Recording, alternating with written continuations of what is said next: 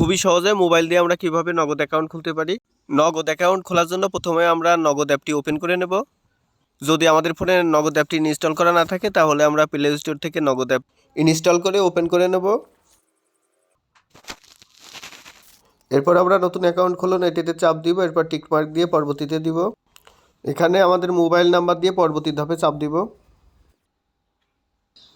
এখানে আমাদের সিম operator select করতে হবে। আমরা এখানে গ্রামীণ সিম ব্যবহার করেছি, তাই গ্রামীণ অপশনে চাপ দিয়ে পরবর্তী ধাপে চাপ দিলাম। এখন রেগুলার অপশনে চাপ দিয়ে পরবর্তী ধাপে চাপ দিব। এখন আমাদের এনআইডি কার্ড অ্যাড করতে হবে। এনআইডি কার্ড অ্যাড করার জন্য আমরা ক্যামেরা আইকনে চাপ দিব।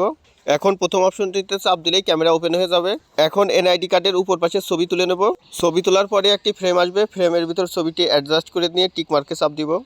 একইভাবে নিচের ক্যামেরাতে চাপ দিয়ে আমরা এনআইডি কার্ডের পিছন পাশে অ্যাড করে নেব। এবার আমরা পরবর্তী ধাপে চাপ দিব।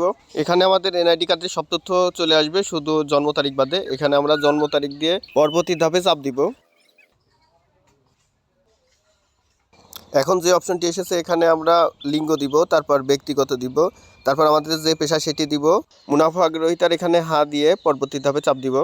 এখন আমাদের সেলফি দিতে হবে। পরবর্তী ধাপে চাপ দিলেই ক্যামেরা ওপেন হয়ে যাবে। ক্যামেরার সামনে ধরলেই ছবি তোলা হয়ে যাবে। এরপর আমরা পরবর্তী ধাপে চাপ দিব। এরপর ট্রেড লাইসেন্সের অপশন আসবে, এখানে আমরা স্কিপে চাপ দেব। এরপর এখানে আমরা সিগনেচার করে পরবর্তী ধাপে চাপ দিব। এরপর এখানে পরবর্তী ধাপে চাপ দিব।